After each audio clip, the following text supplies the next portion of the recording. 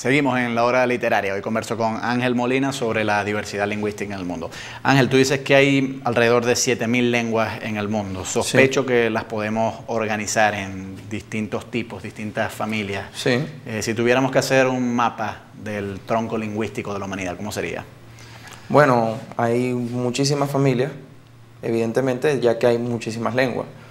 Pero digamos que las grandes familias serían, por ejemplo, la indoeuropea, que es interesante porque cuando se descubrió fue una gran sorpresa de que nosotros tuviéramos una relación, un tronco lingüístico común, por ejemplo, con las lenguas de la India, ya que tenemos un origen a partir del sánscrito. Todas estas lenguas que se hablan, por ejemplo, en Occidente, en Europa. También están, por ejemplo, el vasco no es... no, el vasco no es indoeuropeo. Sí. Es la gran anomalía, siempre se ha dicho, ¿no? El vasco, y hay otras más, pero el ejemplo más conocido es el del vasco. Es una lengua que no se puede agrupar en ninguna familia. Es un gran misterio. Parece ser que fue uno de esos casos extremos de creatividad de esa comunidad de hablantes de la península ibérica, donde ellos decidieron hablar así de la manera más arbitraria posible, pero no hay ninguna relación con... Bueno, sospecho también que el aislamiento tendrá mucho que ver. Es decir, si las comunidades vascas están lo suficientemente aisladas de los posteriores pobladores indoeuropeos, pues entonces eso habrá preservado su lengua en independencia de la influencia, ¿no? Ojo, hay que matizar eso, ¿no? O sea, es una lengua que no se puede agrupar en otras familias y que tiene características muy particulares. Sin embargo, en la dinámica social de la cual hemos hablado, evidentemente tiene elementos que tiene préstamos, por ejemplo, del español, sí. y viceversa, el español tiene préstamos del vasco. Claro. O sea, siempre va a haber una interacción y va a haber un cambio en el seno de la propia lengua. Claro. Ahora, ¿cuál es el criterio que se usa para formar estas familias? O sea, ¿cómo sé yo que es muy evidente que el castellano y el portugués forman parte de un mismo tronco? Pero ¿cómo sé yo que el sánscrito y el latín proceden de una misma familia? Porque a simple vista son ininteligibles entre sí.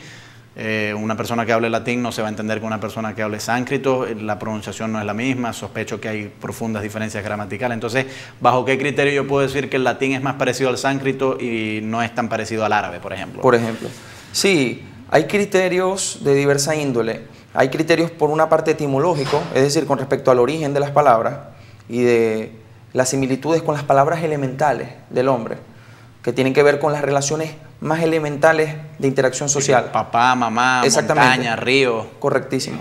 Y por otra parte hay criterios gramaticales. Pese a las diferencias, por ejemplo, de alfabeto, fonética, fonológica y de diversa índole, uno ve la estructura sintáctica y hay elementos realmente similares. Tú dices que lo primero que cambia con las transformaciones lingüísticas es el léxico. Porque sí, digamos que es lo más elemental, lo más fácil. Elemental. Pero claro, luego cuando la transformación se hace más profunda, entonces sí hay ya los cambios gramaticales. Y la gramática es muy variada. Sí. O sea, por ejemplo, nosotros aquí los hispanoparlantes estamos acostumbrados a construir una frase sujeto, verbo y predicado, pero no siempre es así. Los latinos, por ejemplo, más bien tenían la tendencia, no es invariable, pero tenían la tendencia a ser sujeto, predicado, verbo al final. Sí. Y otras lenguas tienen otras combinaciones, lo mismo con si el sustantivo va antes del adjetivo o no. ¿Cuánto tiempo más o menos tiene que pasar para que el cambio ya no sea meramente lexical, sino también sintáctico? Sintáctico, gramatical, fonológico, de diversos niveles. Bueno, esos son procesos definitivamente largos. Estamos hablando de cientos de años, por lo menos décadas, para que esos cambios, y hay una directa proporción entre la profundidad del cambio y el tiempo que amerita.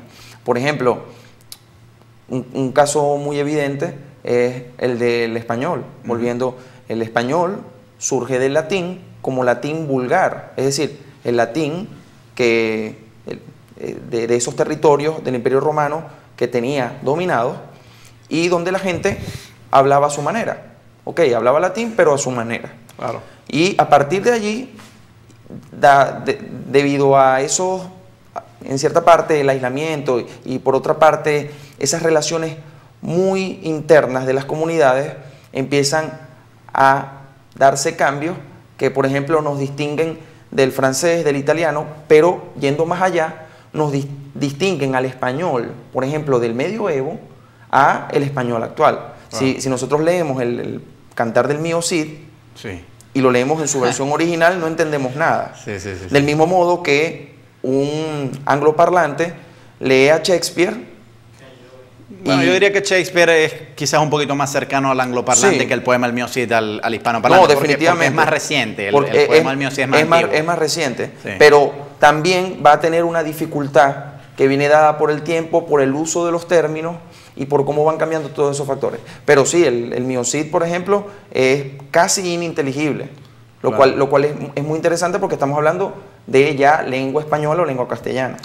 Bueno, pero yo sospecho que entonces llegará un momento en que uno tendrá que decir que la lengua que nosotros estamos hablando no es la misma que la lengua que habló el autor del poema El Mío Cid. Entonces, bueno, no sé, le pondremos otro nombre a este, o ya no será castellano, sino venezolano o americano. Hay criterios y en este sentido, según el grado de diferenciación que pueden haber, mayor o menor, más profundo o menos profundo, basados en ciertos criterios, nosotros podemos hablar de, por una parte, lenguas, pero en su interior podemos hablar de dialectos y dentro de un dialecto podemos hablar de variantes dialectales.